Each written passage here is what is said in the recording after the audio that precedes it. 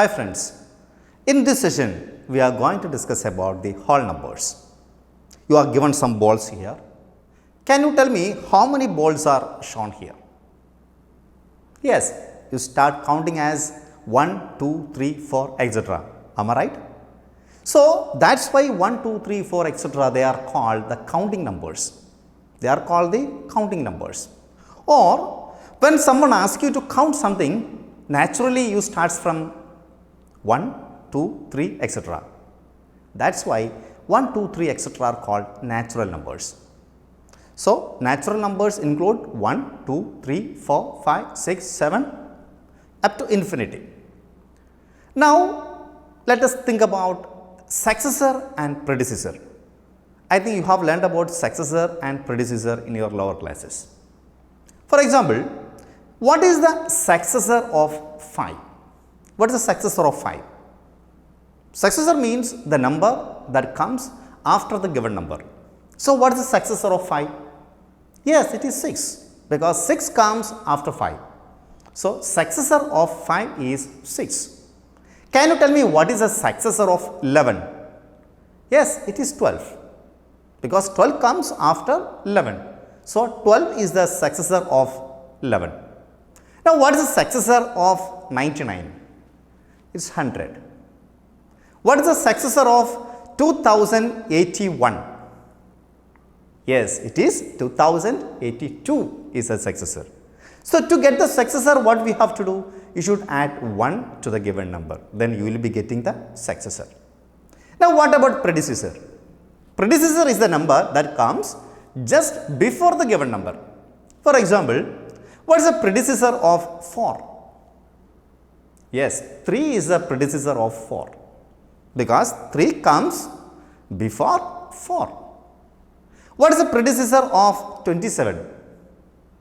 26 is the predecessor because from 27 if you subtract 1 you will be getting 26. So 26 is the predecessor of 27. What is the predecessor of 100? Yes, 99 is the predecessor of 100. What is the predecessor of 288? Just subtract 1. 287 is the predecessor of 288. So you understood about natural numbers. We have seen successor and predecessor of a given natural number. Now let me ask you one question. What is the successor of 1? Yes, successor of 1 is 2. What is the predecessor of 1? What comes before 1? Yes, 0 comes before 1. So, to a group of natural numbers, when you add 0, what do you get? You get set of whole numbers. So, natural number starts from 1. 1, 2, 3, 4, 5 etc. are called natural number. To the set of natural numbers, when you add 0, you will be getting 0, 1, 2, 3, 4 etc. So, these are known as whole numbers. So, let me ask you one question, whether every natural number is a whole number? Yes, every natural number is a whole number because natural number starts from 1. So, 1, 2, 3 all comes in whole number. So, every natural number is a whole number. What about every whole number? Is every whole number a natural number? No, every whole number is not a natural number. Why? Because 0 is a whole number, but that is not a natural number. Understood? So, every natural number is a whole number, but every whole number is not a natural number. Natural number starts from 1, 2, 3 etc.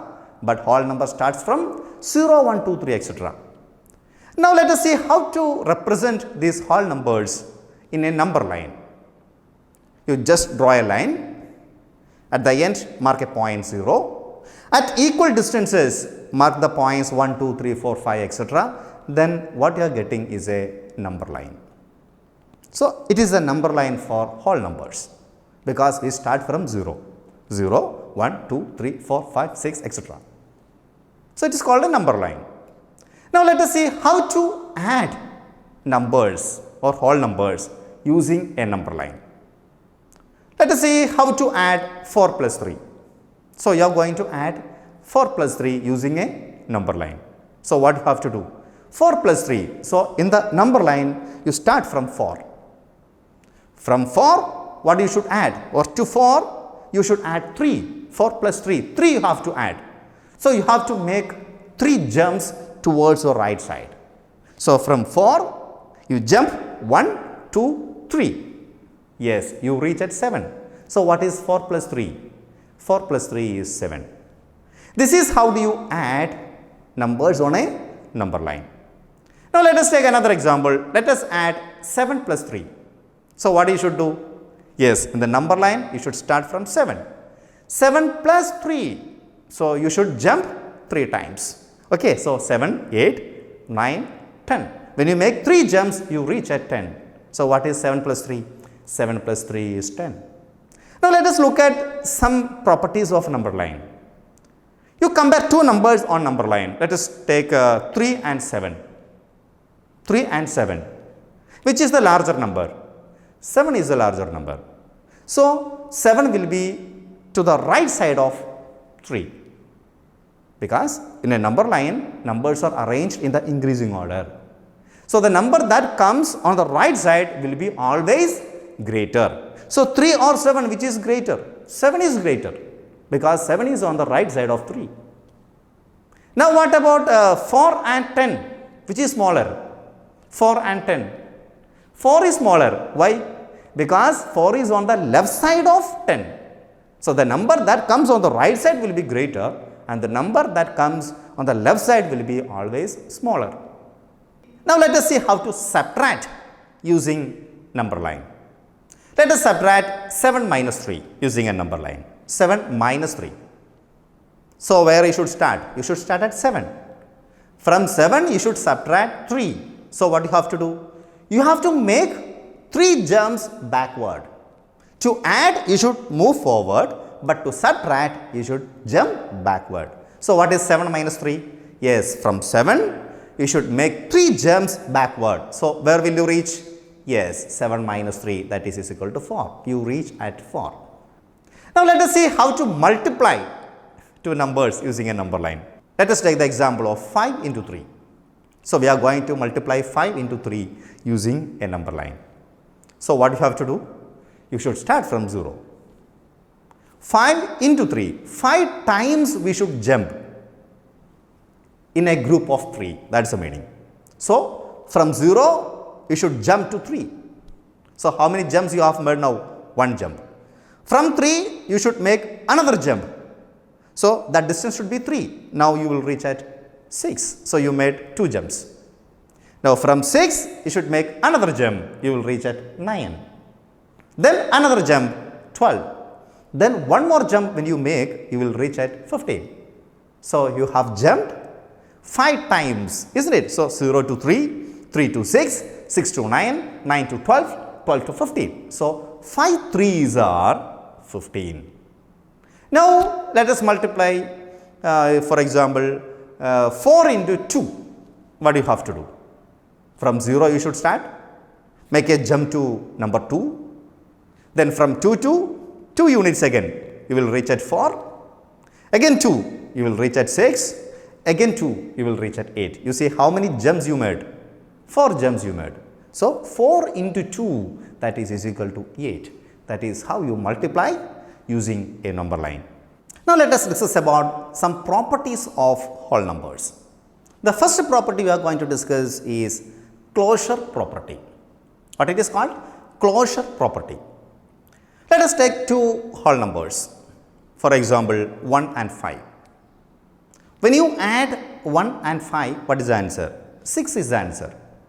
1 is a whole number, 5 is a whole number.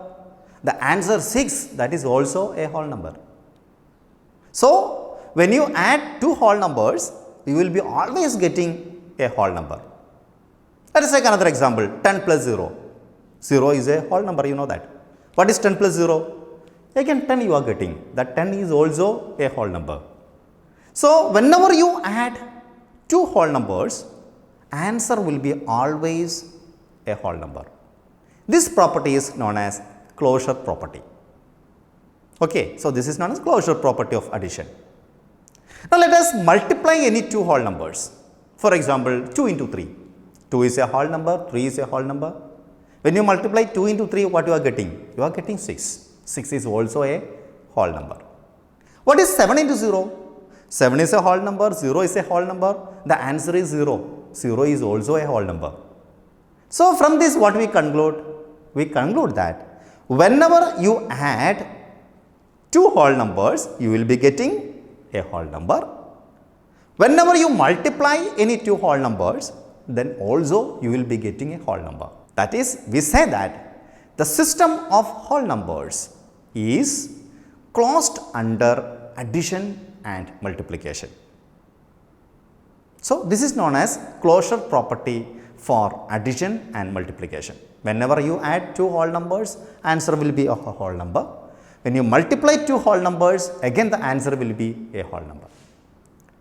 Now, let us check this closure property for subtraction. What is 5 minus 4? 5 minus 4 is 1, you know that. 5 is a whole number, 4 is a whole number, the answer 1 is also a whole number. So, 5 minus 4 is equal to 1. What is 8 minus 7? 8 minus 7 is 1, that is also a whole number. Now, let me ask you another question. What is 3 minus 5? What is 3 minus 5? You get confused, isn't it? You may say, sir, we have not studied how to subtract 5 from 3. See, 3 minus 5 you will learn in this class itself. I think in the 6th chapter you will discuss about integers. Okay. Actually, 3 minus 5 is minus 2. But in whole number, there is no space for minus 2. So, from this what we conclude? We conclude that the closure property is not applicable when you subtract two whole numbers. What is 7 minus 8? That is minus 1. What is 5 minus 10? That is minus 5. So, what do we conclude? We conclude that for a system of whole numbers, subtraction is not closed, or closure property does not hold true for subtraction. Now, let us look at what happens whether closure property is applicable for division. What is 4 divided by 2? 4 divided by 2 is 2, you know that. 4 is a whole number, 2 is a whole number, again the answer 2, that is also a whole number. What is 10 by 5? 10 by 5 is 2. 10 is a whole number, 5 is a whole number, the answer 2 is also a whole number. But what about 3 divided by 4? 3 divided by 4 is represented as 3 by 4. That is not a whole number.